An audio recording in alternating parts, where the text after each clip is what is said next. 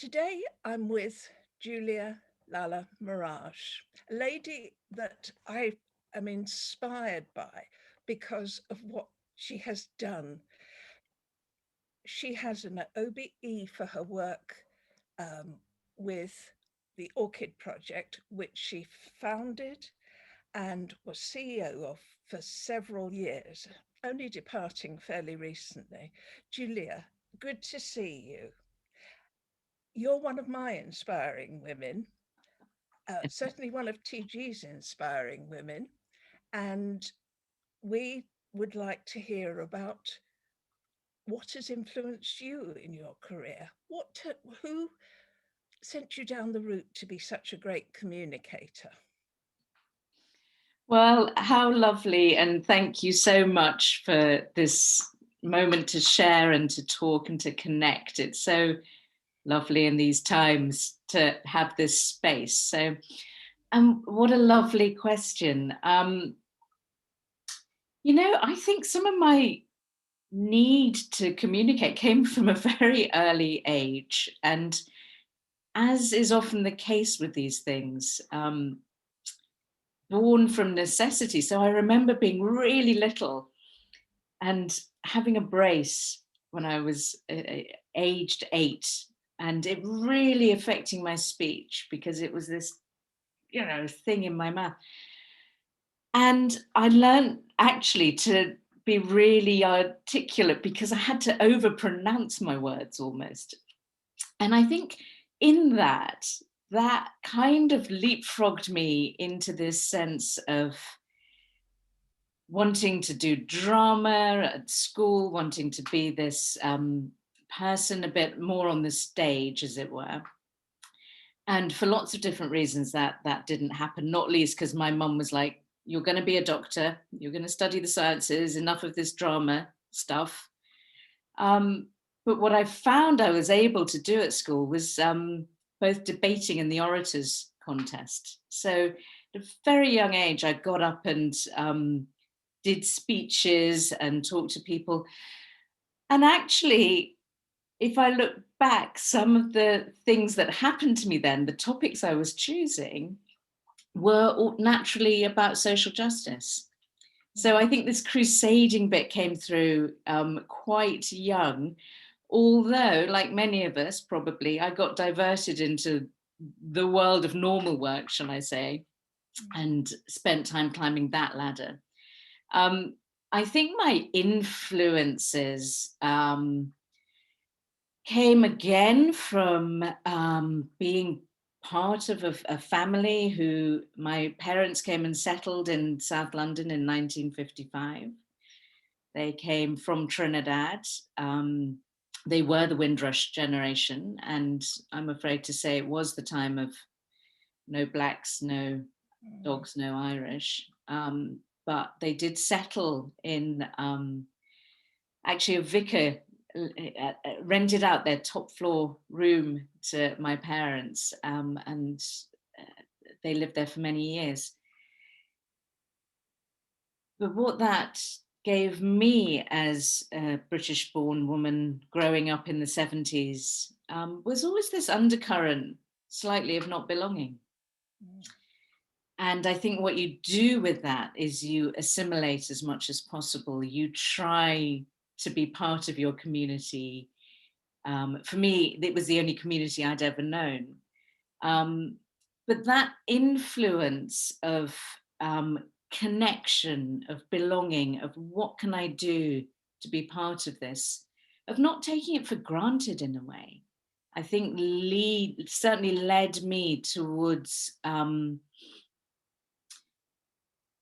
initially actually a fear of speaking out because the repercussions could be very big, I felt. But as life went on, this certainly wasn't the case. I think we get, certainly I got to this very comfortable part of my life in my mid-30s where I'd climbed a career ladder, I'd done certain things, I'd been able to assimilate, to make my voice heard and be quite successful, dare I say, in the private sector.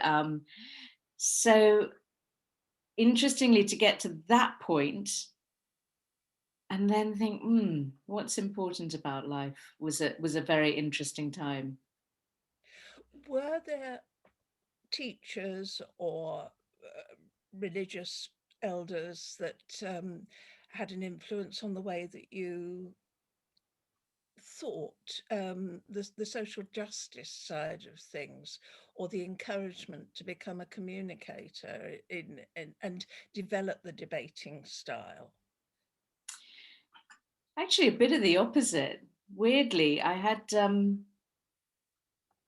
this extraordinary time when I totally failed my A levels, like devastatingly failed my A levels, and kind of went out to work instantly. I went to the Harrods cheese counter and started my first job there. And I'd had a difficult time. My mum and I were not speaking, all sorts of reasons for that. So I spent 3 years kind of just trying to make my way in the world. And when I look back, that was aged 18, it was 17, 18. It was quite Mm. a tough time to learn. And I wouldn't really have had it any other way because here I am. But as a result of that, I think what that showed me was, what is it like when your safety net isn't there? When you're out, you're earning. I was living in a little bedsit in Peckham. Um, and it was really formative. I then moved on to another job as an administrator. So, and then went and back to university as a mature student. So put myself through uni and obviously didn't become the doctor. I actually went and studied English and music, so which was what I was passionate about. And I think that gave me a lot more confidence. But yeah, it's interesting as we're talking, I'm trying to think, well, who were my influences? Because obviously, um, there are some incredible people out there. I think in that stage of my life, I was reading. And I remember the first time I read Maya Angelou and the Yes. first time I read Alice Walker, and knowing there was a whole world out there. And this was, yeah, the late 80s, early 90s. And I was in this culture that was so masculine. Mm. People were driving Ferraris and in the organization I was working for, and there I had to wear a black and white uniform. It was absolutely, without question, you'd get your bottom pinched every other day, and no one, it was almost encouraged in that machismo culture. So on Yes. the one hand, there I was in the day doing this job, and at night going back and reading my amazing feminist literature, and that was a huge influence, really. Yeah. Um, I I know what you mean about the macho culture in the 70s and the 80s, from my own experience. But would there, well, the theme of our talks, and this week for IWD is about those women that you would like to see written into history. Mm. Um, Now, I would totally agree with you that Maya Angelou should be up there under so many different categories. I don't know Alice Walker's work so well, but are there other women like that you maybe not so well known that you'd like to see that have been influences on you?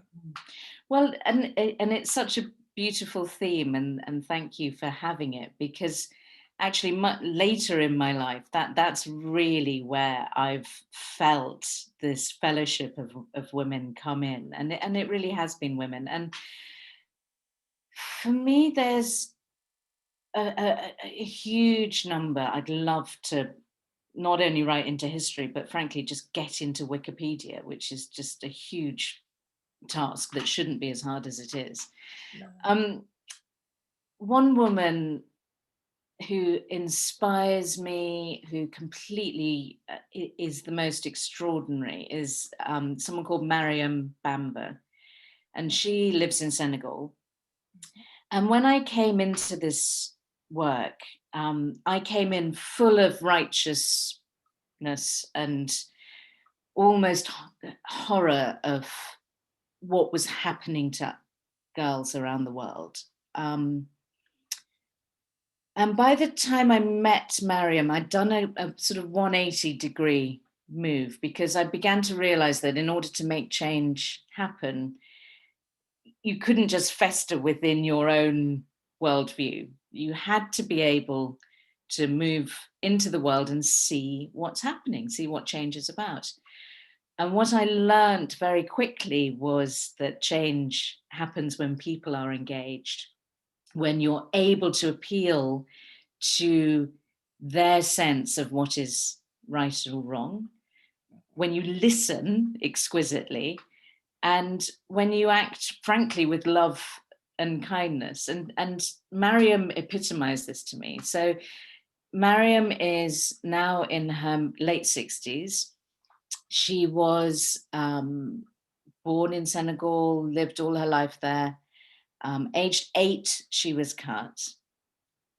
Age 12, she was married against her will. By the time she was 16, she had 2 sons. But also when she was 16, she divorced, which was just unheard of. And later in her life, she began to be involved with the partner we work with in Senegal called Tostan. And so Mariam is what we call a social mobilization agent. And she was one of the first women in Senegal to hear the message about female genital cutting and start to think for herself about how this had affected her, and to realize it wasn't sanctioned by religion. That's a huge moment for everyone. That it's not a cultural practice that happens all over the world, which is again another belief people have. And what she chose to do once she'd been able to assimilate all of this information and this knowledge was choose for herself to go out and be a crusader, really, against cutting. So Mariam sometimes walks to other villages. Sometimes she gets a horse and cart. She'll get a bus. When I met her, she'd walked to over 300 villages to explain to her kinship group why she and her community had chosen to stop cutting. And for many of us, I think we might be in this space where we don't even question, for us, this is bad. This is a traumatic experience that no child should undergo. I mean, it's a solid line. Obviously, if you're in a community that cuts, you believe that it happens for good reasons. You believe that your daughter is going to be upheld within the community. You think that her chastity, her virginity, all sorts of other parts of being a woman, allegedly, are secure. And so to go against that, to be the person swimming against that tide, is so courageous and brave.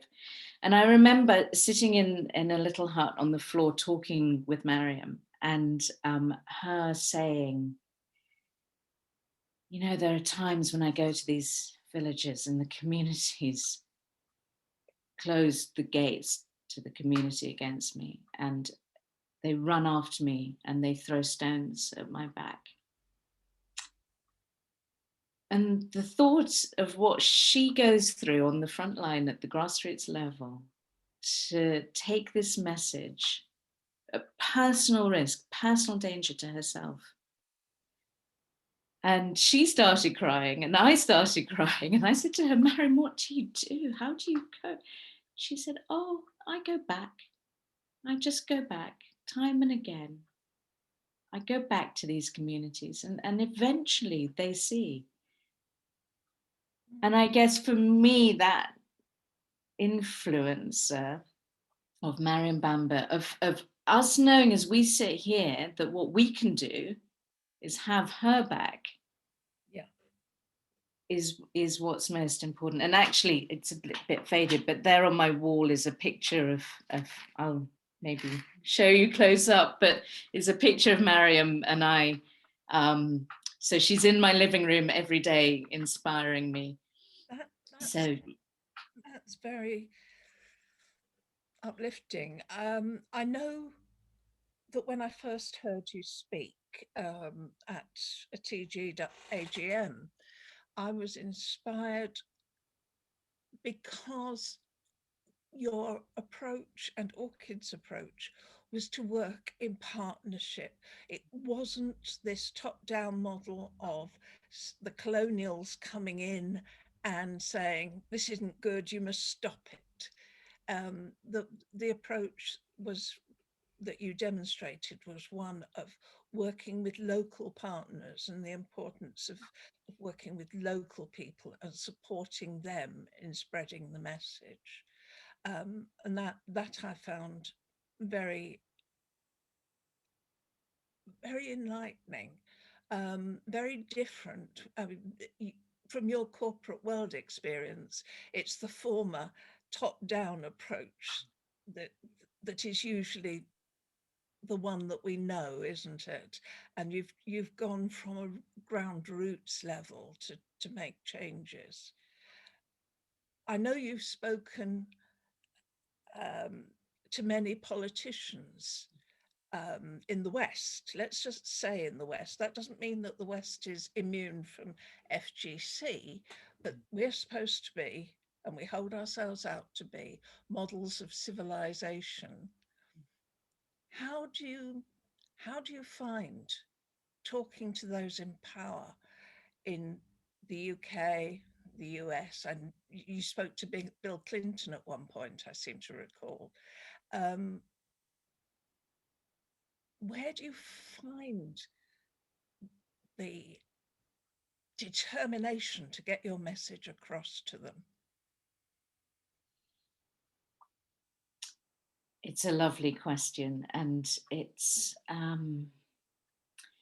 think without this grounding of spending time firstly in Ethiopia and then secondly in Senegal and the Gambia, where I learned so much from, as you say, our partner organization and from its founder, another woman I admire greatly, Molly Melching, who again taught me so much about being present, listening, understanding other people's cultures, trying to put them first, be so respectful.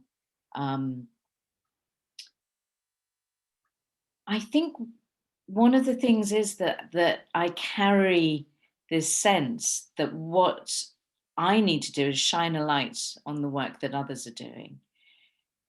So it's almost getting out of my own way, if that makes sense. It's about the privilege of having the access, the privilege, as you say, of us living in, we would call it the global north, of having the sense of democracy that we do, of being able to talk to our MPs or our being able to access our politicians.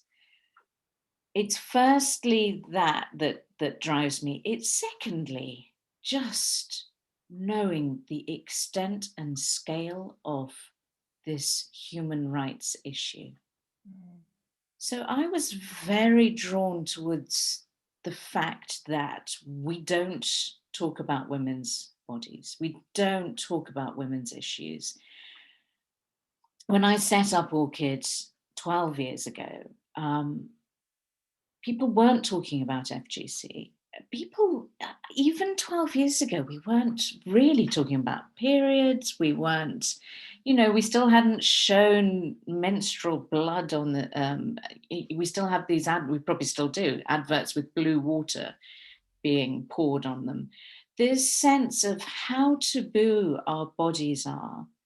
And for me, FGC was this confluence of issues. It was about a woman's body, about her being, her fundamental sexuality, her femininity, her power. It was about child rights, because girls are cut on average under the age of 5. It was the fact that, in a way, frankly, the patriarchal system, however it's constructed, meant that many voices that were speaking weren't even touching this issue, whether that was the classic old NGOs and charities, because they felt, well, it's too difficult, it's too taboo. And certainly in the communities where it's practiced, everyone who practices it believes it's right. So somehow in the middle of all this, I felt that I could try and do something. Excuse me. And what I also felt was that I was able to try and voice that for others, because the number of women I'd spoken to had said, please do what you can. The other thing I decided very early on was that I would tell truth to power. So every politician I saw, even if they said, oh, I know all about this, my people have briefed me, I would say, but do you know how many women and girls have their external genitals forcibly removed, and the wound that's left sewn closed, so that as it heals, it seals the vaginal orifice? And that means that girls have to be cut open for intercourse, and cut open again when they give birth, up to 8-10 times. And whether that was Theresa May sitting in front of me, or Justine Greening, or Justin Trudeau in Canada, or whomever I would be able to name drop to you, that sense, I think, of them actually being told face to face was a very powerful one. And it leads to actually, as you draw people in without shame or blame, without saying you've failed us, but with saying, come with me on this journey. Together we can support change, together something can shift. Let's try and walk towards it. That had actually a really big impact. Are we doing enough in the UK at the moment? Because I know I was at a lunch where one of your staff from Orchid came along and gave us an update, and the ladies were sitting around. They'd enjoyed a very good lunch, and now they were having a speaker who was telling them about the high incidence of FGC in Great Britain. And some of them were absolutely appalled and shocked. They hadn't got an idea that it was going on. It is happening in the UK. We have put in place law, and we've put in place various measures, but is it enough, Julia? Yeah, and we're not the expert really on the UK. We took a decision very early on that we would work more overseas, given that of the 200 million women and girls cut, 500,000 are in Europe. I think those are probably underestimates, but also knowing if we could work with communities overseas to end cutting, that would have a trickle down effect. It's hard to say. I'm heartened by the huge amount that's happened in the last decade in the UK, and it really has been almost 0 to 80, I would say. So as you say, we've got legislation, we've got mandatory reporting now, we've got knowledge and awareness of the practice across health departments, education, border agencies, justice, all levels. And I know many people have come to me now as midwives and nurses saying that they've had training, that they understand so much more. I think we still have an emphasis on justice and prosecution. So what we want to do is punish people and make them visible, which absolutely, people need to be held to account for this. What we need to do much more strongly is ensure girls aren't cut in the first place. So I would always anchor back to the community level work, which in this environment certainly isn't being funded, certainly in the pandemic environment isn't being funded. 135,000 UK women live, we believe, with being cut. It's very hard to know whom of those women were cut here in the UK versus being taken back to their country of origin, or even to Dubai to be cut in a hospital. So yes, I think, as always, more can be done at the community level. More can be done between us. I mean, here we are talking amongst ourselves. Let's keep talking to everyone we can, really. Yeah. As I was listening to you then, it suddenly came to me that I was becoming very parochial in the way I was thinking, and perhaps adopting the mental model of the West having to lead the way, which isn't the right model when it comes to ending something like ending child marriage too. We have to not be hypocrites and allow these things. But on the other hand, we have to recognize that it's got to be a ground up movement. It's for people to see that education of girls is important. Child marriage is not a good idea for the health of the country. And cutting is not a good idea for the future either. When you're effectively subjugating women, you're placing limitations on their bodies. That means that they can't achieve their full potential. It's really difficult, isn't it? It really is. And Penny, I love what you've just said as well, because I think so often we tip into that. I called it righteousness, and I think that sense of parochial, and it's quite easy to get carried away with that. And certainly in my early days of campaigning, I ended up on the plinth in Trafalgar Square, and I was kind of, I had fake blood. I made it so sensational, and kind of how outraged I was about this happening. And, coming into this work, I realized I had to soften. I had to learn, I had to listen, I had to come at it with utmost humility, because it's only through that you learn it, that people invite you in and you understand it. I mean, how could, given what the practice is, how could we begin to understand why a parent would do this unless you listen so exquisitely? And one thing to pick up from the earlier question is about politicians, is we tried every time to make sure we brought someone into a meeting who was personally affected by this. So whether a UK survivor, or an occasion we brought people from Kenya or from Somalia to really help people understand what this meant in other cultures. So, yeah. It is understanding.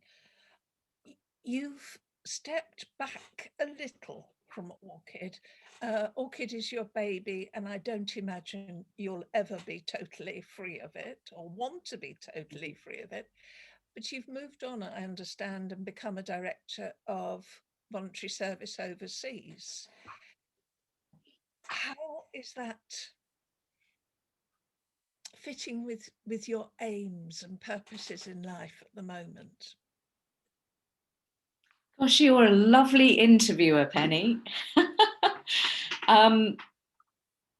Yes, I took the very difficult decision to step away as CEO. And part of that was I'd personally spent 12 years working around the issue. It took at least 2 years to set up Orchid. So Orchid will be 10 years old in June. And I knew how I was working. I knew that it wasn't sustainable. And I do think as a founder, you kind of, there is something called founder syndrome where you embed yourself so deeply and the issue gets almost over associated with you as a person. And I never wanted that, either for myself or, more importantly, for Orchid. And so I started asking myself these very difficult questions about how and where my energy was and what was possible. So that was, it's quite freeing now to be a year beyond that, because interestingly, there's not much written about it. There aren't many models of good, healthy succession planning and transition. But I'm delighted at where the organization is, delighted to have handed on to a very experienced, lovely person. What was fascinating was coming into a freer time where I was going to investigate the world and think what next. And of course, the next thing is we have a global pandemic. So what's kind of driving me at the moment is just sitting with the uncertainty and trying, I think as I get older, this sense of personal philosophy, what's important for me, that's authenticity, it's congruence, it's service.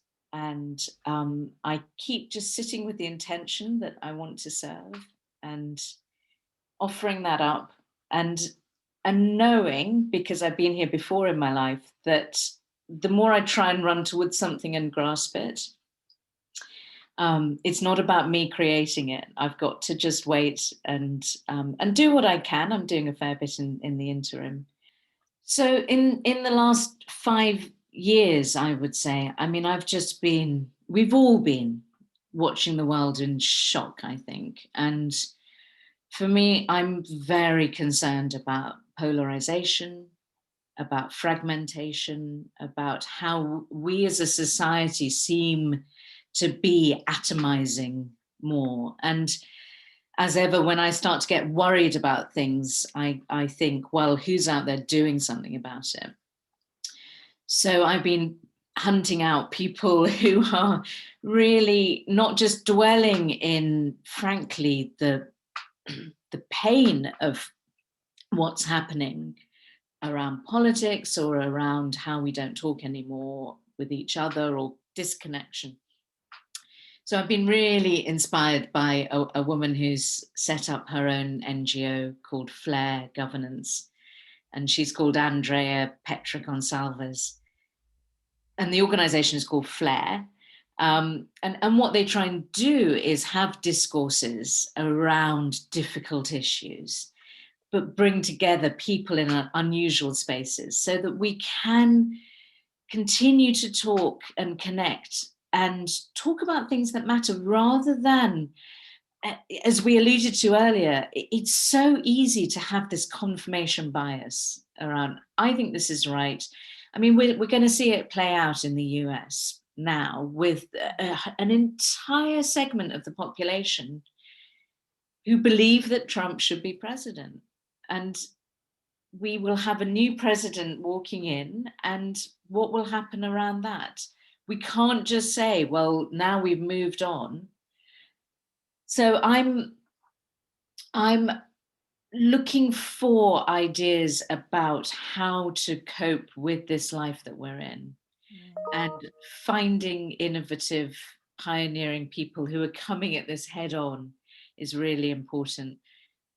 I've been inspired to become, as you mentioned, a trustee of VSO, so another voluntary position, which is wonderful. Again, anyone out there wondering about how to use their time in lockdown, I cannot emphasize enough how many trustees are needed in the voluntary sector, how many skills you all will have that are so precious to those of us doing this work in a different way.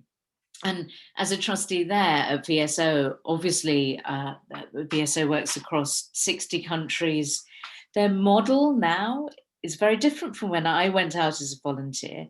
It actually uses 90% of local volunteers. And of course, that's allowed them to be much more resilient in the pandemic because people are volunteering in their local communities, much as we're all, I'm sure, volunteering in ours. And it also means we've moved away from the system of schoolboys and schoolgirls going out and being thrown into communities and almost put in positions where they're telling people what to do when they don't really understand what they're doing themselves. Gap year volunteering has been a good part of a lot of people's CVs, but it hasn't always worked to the best for the young people involved and for the communities that they've been sent to either. Not to provide long-term solutions for either of them, really, has it? Well, and the average age of a VSO volunteer is about 47. So I think they were much more in that space of sending more skilled.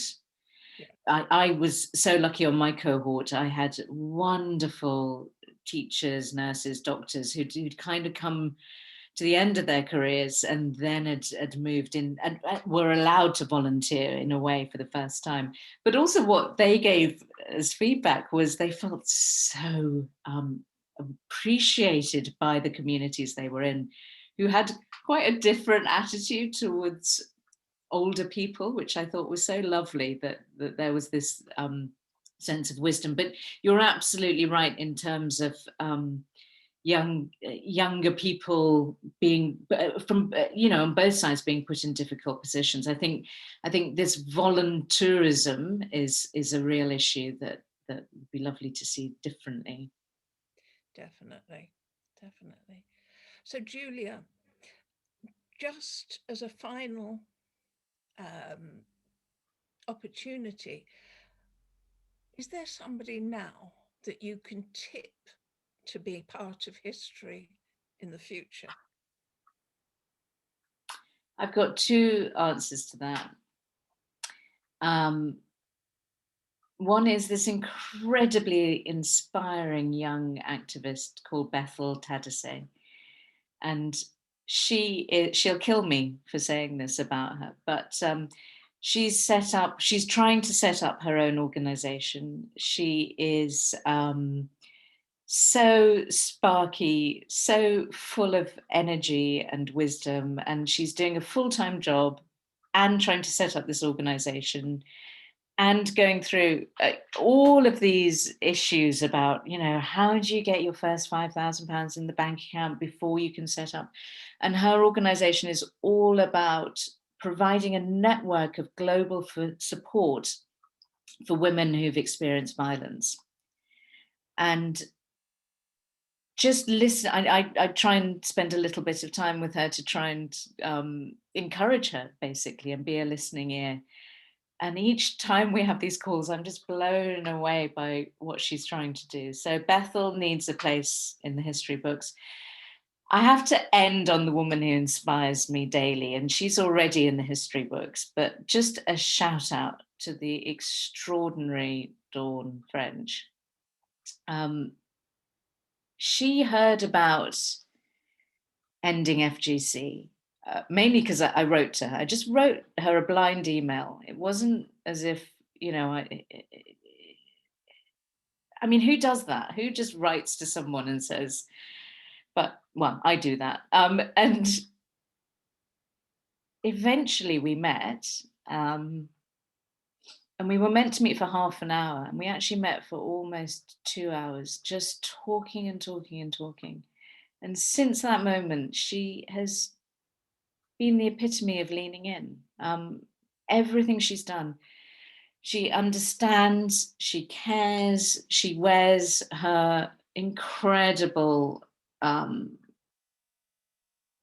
celebrity so lightly. She's so extraordinary at being a friend, being someone who is committed to this path. So I would love, when the history books record Dawn, to make sure they say she's an activist that cares so much about women's rights and girls' rights and has done so much to support that. Thank you, Julia. That's absolutely inspiring. Thank you so much for taking part and sharing with us today. Thank you all. And I should let you know, I do wear my town's Women's Guild's badge pin very proudly whenever I can get out into the world, whenever it's appropriate. And I feel very grateful to be part of you and your family. So thank you for embracing this issue and Orchid Project. We really appreciate it.